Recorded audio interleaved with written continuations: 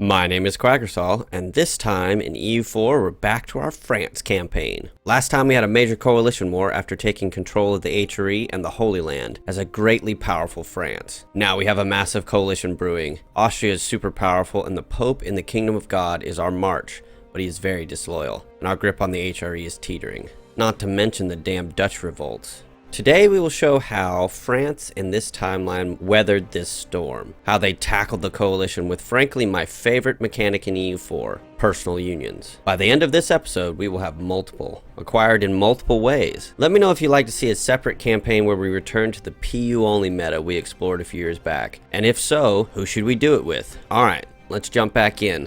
Like the video and comment down below with what you'd like to see in the future. Louis XII de Bourbon. The year is 1559.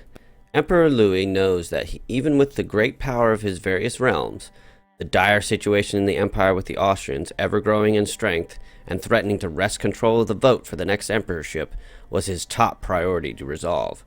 With the earliest part of his reign spent dealing with the First Coalition War, he spent the last part of the 1550s cleaning up the French economy and preparing for the next round of inevitable wars. An attack on East Frisia would force the English to respond, thus allowing French troops to diplomatically isolate the English. Later, an assault by the French-backed Aragon into Portugal would effect a similar quick treaty on the English and pave the way for Aragonese occupation of most of the Portuguese countryside.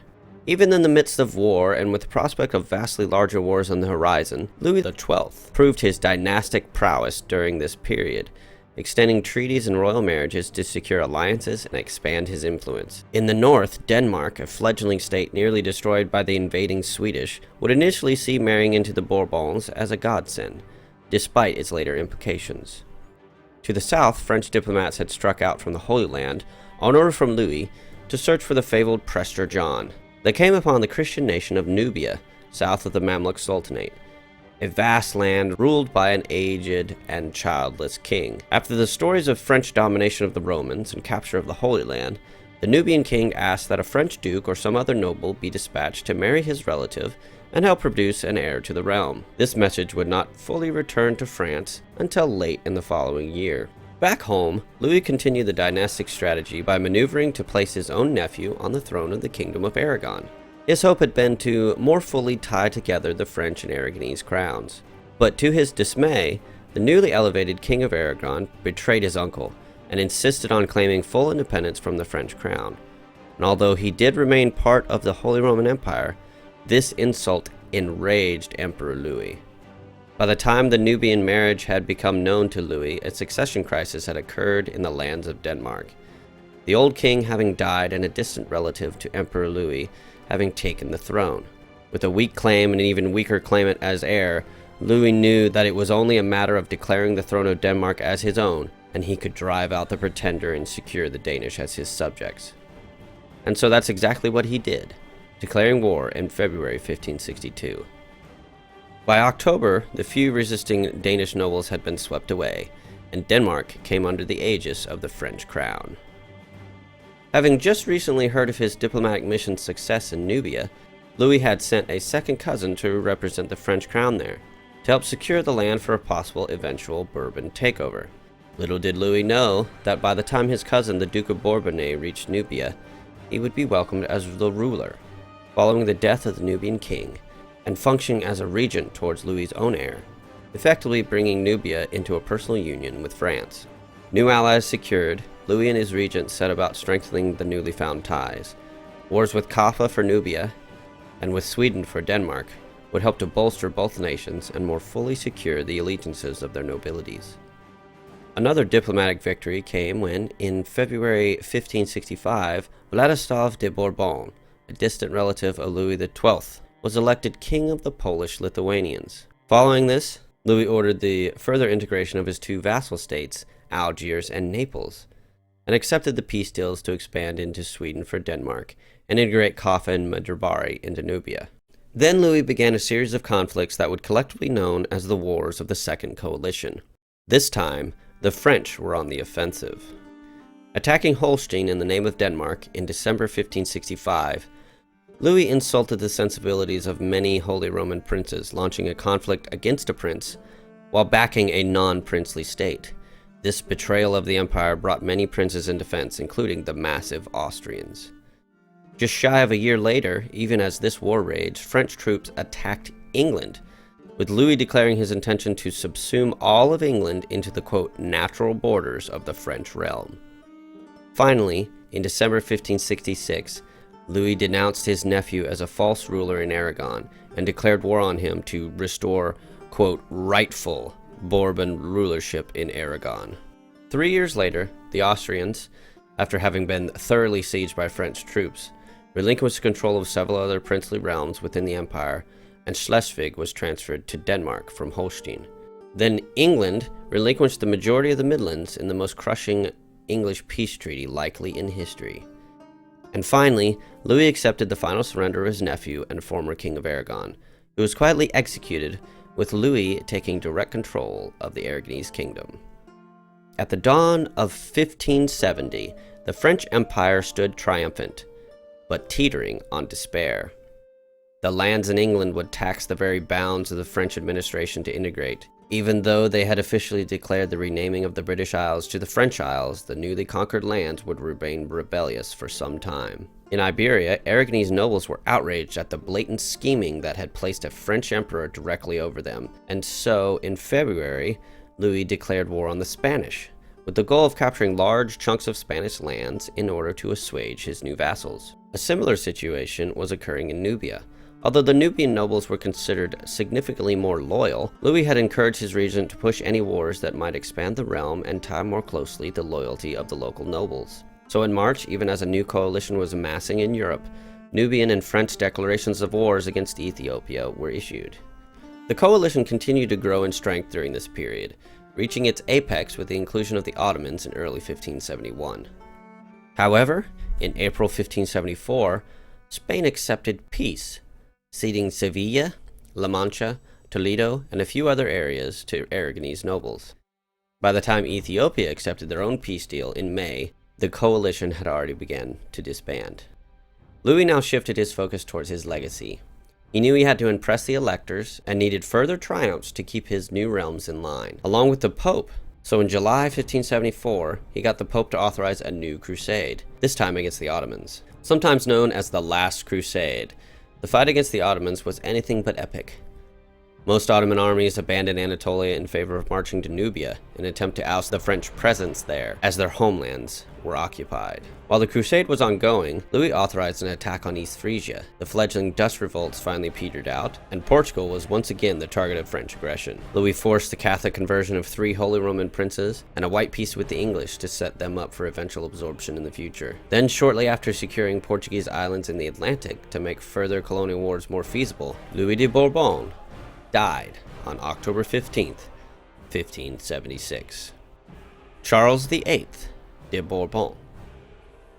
To this day, historians ponder whether, given a few more years or even decades, Louis would have been able to secure the electors within the empire. Sadly, he would not be granted that time, and his son Charles would come to be known as Charles VIII of France, never receiving the title of Charles III of the Holy Roman Empire. With the Austrian emperor making clear that he and the electors intended to resist Charles, even so far as maneuvering to exclude all future French nobles from the emperorship, and on top of this, the emperor's insistence on referring to Charles as Duke of France, which was considered gravely insulting. Charles would make it his mission to see the empire destroyed if he or his heirs could not control it. Following his ascension, the first thing Charles did was accept a mild peace deal with the Ottomans, transferring the lands of southern Anatolia to the Holy Land and declaring his realm no longer a part of the Holy Roman Empire. Instead, France would stand alone as an independent empire. It is said that the shock of this announcement drove the Austrian emperor into such a mad fury that he had a heart attack and died on the spot. Whether this story is fully true is unknown, but his death in April 1577 is documented and resulted in his own heir assuming control of the empire. Even as French armies amassed in a royal review that would see the elimination of dedicated cavalry regiments throughout much of the French forces, and the organization of 4 main French armies to take on the Austrians, Charles still authorized an attack on Sweden to push Danish claims in December 1577, and lent his support to yet another Bourbon relative to be elected King of Poland-Lithuania in 1578. He attempted to draw the entire empire into a conflict with an attack on Liège in 1577. But since Westphalia decided not to be included in the conflict, a quick white peace was signed, and political wrangling continued to find the perfect way to attack the empire, in which all electors and the emperor would be involved. Charles would not see this war come to fruition, however, as in February 1579, after ruling for less than 3 years, Charles was assassinated at the hands of agents of the empire, and in lieu of his 3-year-old son Louis, his wife, Marguerite Penthièvre, would become Empress Regent of France. Marguerite Penthièvre. With the death of her husband, and her son being only 3 years old, Marguerite came to power in early 1579 as her son's regent. Her immediate actions including finishing the war with Sweden her husband had started, and continuing to search for an avenue to attack the whole of the HRE.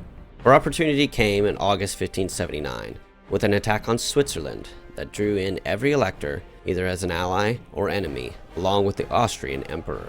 It took French armies nearly 2 years to capture the capital cities of each of the electors, along with Vienna. But in June 1581, with the fall of the capital of Lusatia, Empress Penthièvre forced the Austrian emperor to abdicate the throne and denounce the empire. In turn, over the next few months, each elector accepted an individual peace with the French, acknowledging the end of the empire that had lasted at least 6 centuries. Each elector was also forced to pay large indemnities and accept responsibility for the death of the late Charles. Her penchant for revenge satiated, the Empress shifted her focus back to the running of the French state. She allowed their alliance with the Polish to draw her into a conflict with Danzig. She distanced her realm from the former electors of Brandenburg and Ansbach, and in August 1583 she authorized an attack on the English that within a year would see them capture Cornwall, the Isle of Man, and the Orkney Islands, reducing the English to just East Anglia and Wales. The fighting in this last English war had spilled over to North America, where the Danish had been colonizing and had recently declared a colonial nation named New Denmark in what is now South Carolina. Through Danish colonial claims, Marguerite was able to launch an assault and annexation of Iceland in 1584. Quickly, French attention shifted back to Iberia. Despite the disbanding of the HRE, there were still dozens of nations that wished to see the French Empire fall, and Marguerite knew that she needed to keep pressing the advantage to keep a potential coalition from reforming. This next series of wars is referred to by most historians as the Wars of the Third Coalition. First up was Portugal, attacked in late 1584. Then 15 months later, the Spanish, and a month later than that, the Liège and their alliance of a burgeoning coalition were also attacked. In September 1586, word came from Brandenburg that the Bourbon Duke there had a strong claim and was well liked by his nobility. This dashed a potential chance to bring them under a personal union. In March 1588, the majority of the Third Coalition was forced to accept a peace deal just before the Portuguese relinquished all assets in Iberia, save Lisbon. And finally, in 1589, French armies invaded Mexico in order to pressure the Spanish into accepting a peace deal, reducing them to just parts of central Iberia and Galicia. This was followed by a war with Ethiopia, whom the Portuguese moved to defend, having declared Ethiopia to be the true Prester John. They were relieved of this idea within a year's time, during which French armies had attacked East Frisia and Trier, and both of their alliance chains, in an attempt to break up the coalition into differently timed peace deals. It was 1591, with the backdrop of the Ethiopian annexation into Nubia and the Grand Musketeer Army being established in France, that Louis XIII de Bourbon rose to take the realm of the Empire of France at the age of 15. Louis XIII de Bourbon. At the time he fully took the throne of France in October 1591, Louis XIII was just 15 years old, with his empress, young Marguerite de Blois, pregnant with his first child. The child, who was also to be named Louis, died stillborn just days after Louis's own inauguration. By February 1592, the wars of the Third Coalition were largely considered over, with all co-belligerents peaced out. In April, another war with Sweden was declared, in what was becoming a tradition with newly risen French emperors. This was followed by a side war with Gotland in May, while their ally of Poland could not defend them. In early 1593, another tradition, this of the dominance of the Bourbon dynasty in the east, saw the election of yet another Bourbon king of Poland-Lithuania, along with a rise of a shaky Bourbon dynasty in the distant lands of Russia. By September, Louis had decided the opportunity presented by a weak claim to the Russian throne could not be ignored. And even with the whispering of a renewed coalition building back home, he declared his intention to seize the throne of Russia for his own, in order to secure the eastern flank of the Christian world. While French armies prepared for the long march to Russia, a series of small wars were declared to try to break up the coalition against France. I prefer to look at the Russian Succession War, along with these wars, as the wars of the Fourth Coalition, although some historians lump them in with the Third. Gelre was attacked in April 1593, defended most notably by the Austrians. Switzerland and Friesland were attacked in March and June, respectively. By the time French troops entered Russia properly in November 1594, the Gelderans, Swiss, and Swedes had accepted peace deals transferring lands and monies to France and its vassals, with Friesland doing so just 1 month later. From this point, the fighting in Russia took nearly another 3 years, during which time wars against England and Portugal were declared, and Louis and Marguerite finally were blessed with a son and heir, which they stubbornly named Louis, seemingly incapable of thinking of any other names. The union with Russia was forced upon the Russian nobles in April 1597, and with the ascension of yet another de Bourbon Polish king in July 1598, the Bourbons now ruled over nearly 2/3 of Europe. In 1599, the English were reduced to controlling just East Anglia, relinquishing Wales and their influence west of the Appalachian Mountains in North America. 1600 would see Russian nobility come to heel and accept the French Empire and Catholicism, and the Portuguese would relinquish their possessions on the coast of the Gulf of Mexico. With the dawning of the 17th century, France stands arguably as the master of the world. Her only real rival is the Austrian Empire, with the English, Spanish, and Swedes having been virtually driven out of Europe. The Russians brought under the French aegis, and the Commonwealth having officially formed in February 1603, having a Bourbon emperor and heir. Looking to the future, the rise of global trade would see the French poised to dominate, should they be able to secure vast colonial holdings, their efforts so far having been minimal. But if they were able to secure the colonial empires of their former rivals in England, Portugal, and Spain, they would unite the world in a way never seen before. Louis looks longingly to the lands of Africa as well, securing a renewed vassalage in Tunis, this time the Catholic nation of Tripoli, and envisioning French domination of North Africa, East Africa, and the Levant to be quickly at hand. This is, however, where our story ends for now. Can Louis finally deal with the Austrians? Can he keep the Russians in line just as the French emperors had finally proven their ability to do with the Pope? And can they dominate the colonial realm without ever forming colonies of their own? You'll have to subscribe if you want to find out. And let me know you want to see a part 3 down below. Thanks for watching.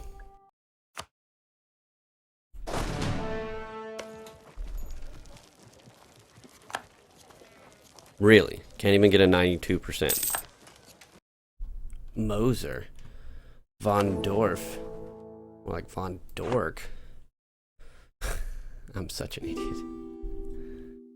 No. It's just... Are you kidding me? He was 26.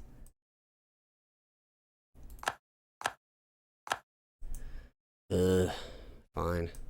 Catherine de Medici is not as good as Margaret Pentavere, so no. Begone, thought. That was dumb. So we're gonna be able to coastally raid for the next 20 years. Is that true? Like, can I actually coastally raid? Screw you, Morocco. This is what you get for so many campaigns where you raided me. Now the shoe's on the other foot. How does it feel? Hey, you made it to the end of the video. How about checking out one of the other videos on the screen? Leave a like if you enjoyed, and subscribe if you want to see more. It really helps out the channel. Comment down below with other videos you'd like to see, or head on over to the Discord. Thanks for watching. I'll see you in the next video.